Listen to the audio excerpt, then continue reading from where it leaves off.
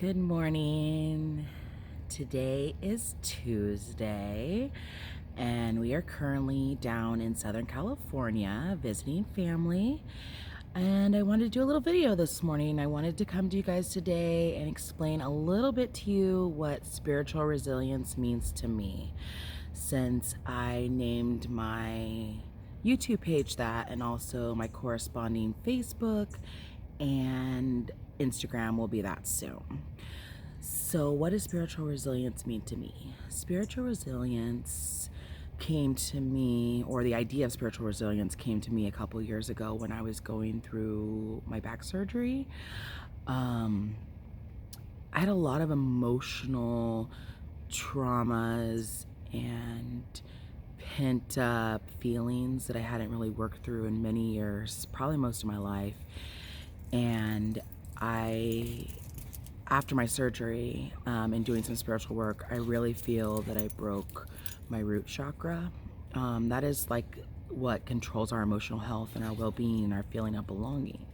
And at the time, I definitely was lacking in those areas. I didn't feel like I had support or family or a significant other when I was going through that time. And I feel it ended in me hurting myself spiritually. So during that time, I was going through a coaching program, and we talked a lot about buffers and how we use those to get through our lives and kind of almost push the things away that are happening to us. So once I started realizing that I was buffering a lot, I started looking at those buffers and what I was actually trying to accomplish by buffering the things in my life. And during that time, I realized that I'm really resilient. I've made it through a lot of things in my life. I didn't have an easy childhood.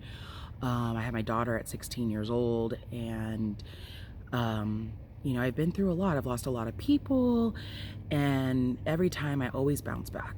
People have always said to me, wow, you're so happy and so positive with all you've been through. And I was. I'm not denying that. I definitely was. I definitely have a natural happy disposition. But what I was realizing is that my resilience was a coping mechanism, not necessarily a good thing. Yes, it protected me, and yes, I'm a stronger person for it, but it was really coping. So in the last couple years, I've really been practicing more of my spiritual practices, meditation, tapping, figuring out who I am without covering things up. And in that, I've learned that we can be spiritually resilient.